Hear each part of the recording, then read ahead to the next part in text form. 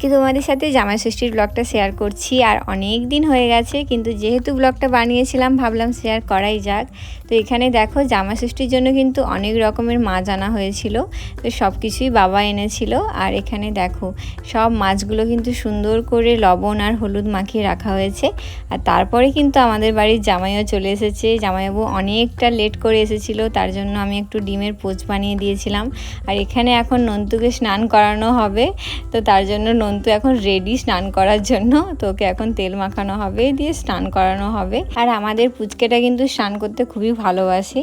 আর তারপরে দেখো এখানে আমি চিংড়ি মাছের একটা বাটারফ্রাই বানাবো, তার জন্য এখানে যে ব্যাটারটা হয় ওটা রেখেছি। আর এখন হচ্ছে পমফ্রেটগুলো ফ্রাই করে নেওয়া হচ্ছে। সব কিছু রান্না তো রেডি। তারপরে কিন্তু বাবা আর জামাইবাবু বসে পড়েছে। আমার বাবারও জামাই ষষ্ঠী প্রতি বছর আমরাই পালন করি। তো এখানে দেখো আমি কিন্তু সব কিছু সুন্দর করে সাজিয়ে দিয়েছি। তো এখন কিন্তু মাও একটা বেশ সুন্দর শাড়ি পরে নিয়েছে জামাইবাবুর সাথে ম্যাচিং করে। শাড়ির কালারটা এত মিষ্টি না, খুব ভালো লাগছিল মাকে। তো কেমন লাগছে তোমরাও কিন্তু অবশ্যই কমেন্ট করে জানিও। মাকে বললাম একটু কিছু খাইয়ে দিতে, মা জামাইবাবুকে একটু খাইয়েও দিল। আর আমার বাবাকেও তো সেদিন খুব ভালো লাগছিল। আমার বাবাকে কিন্তু পাঞ্জাবি পরলে খুব ভালো লাগে, কিন্তু বাবা খুব একটা পরতে চায় না। দুপুরবেলা তো খাওয়া দাওয়া করে একটু ঘুমিয়ে পড়েছিলাম। তারপরে এখন আমি একটা স্পেশাল কিছু বানাবো, যেটা অলরেডি আমি আগেও একবার বানিয়ে ফেলেছি। তো আবার ভাবছি বানাবো। বাবা এসেছে, সমদীপ দাদা এসেছে, সবার জন্যই। আর তার জন্য আমার বাড়িতে যে কালারফুল বাটিগুলো ছিল এগুলো আমি সব বার করে নিয়েছি।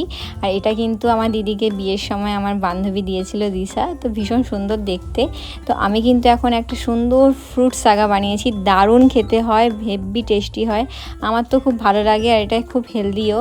আর এটা খেয়ে এখন কিন্তু আমরা নন্তুর সাথে একটু খেলছিলাম। তারপরে আমার বিজনেসের কয়েকটা ভিডিও কল ছিল, সেগুলো সব করলাম। আর এখানে দেখো মানে এগুলো সব সোল্ড হয়েছে ভিডিও কলিংয়ে। আর এই একটা কুর্তি, এটাও মানে 2 পিস। আর এই শাড়িটা, এগুলো সবই সোল্ড হয়ে গেছে। 3 জনের জন্য এগুলো সব আলাদা আলাদা। তো এগুলো এখন ভালো করে রাখলাম। আর রাত্রে কিন্তু মাটন হয়েছিল, আর ইলিশ মাছও ছিল, আর তার সাথে যে তরকারিটা হয়েছিল সেটাও ছিল। ডিনার করার পরেই তো এখন সমুদ্র দাদা একটু নন্তুর সাথে খেলছে। এমনিতেও খুবই কম দেখা হয়, আর নন্তু কিন্তু খুব হাসে, সবার সাথে খুব ভালোভাবেই খেলে। এই ব্লগটা কিন্তু এখানেই শেষ করছি। সবাই খুব ভালো থেকো, আর ব্লগটা ভালো লাগলে অবশ্যই কিন্তু একটা লাইক করে দিও। টাটা।